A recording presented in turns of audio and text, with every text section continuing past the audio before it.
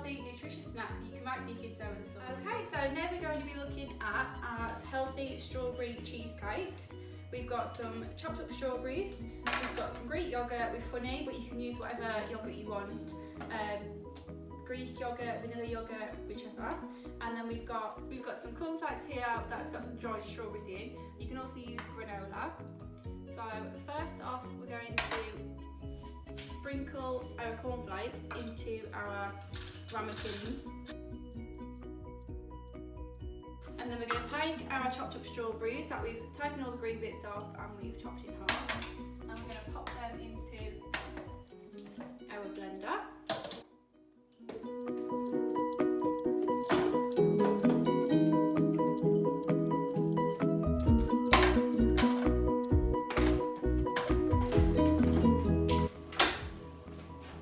So you're just going to blitz them up so you get a nice strawberry puree at the end.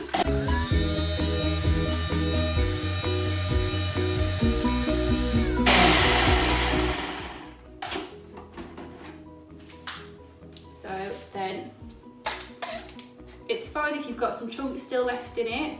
It doesn't have to be completely smooth. So then we're just going to pour our mix into the bowl. And then we're going to take our Greek yoghurt and we're going to spoon about 2 tablespoons in with the puree mixture and mix that up. So then we've just mixed that until we've got this nice light pink mixture that resembles strawberry cheesecake. We're just going to scoop it into our moulds. And then taking a teaspoon, we're just going to mix that in with whatever you've put in the bottom. So with ours, it's our cornflakes. With yours, it might be granola. Until the cornflakes are all mixed in.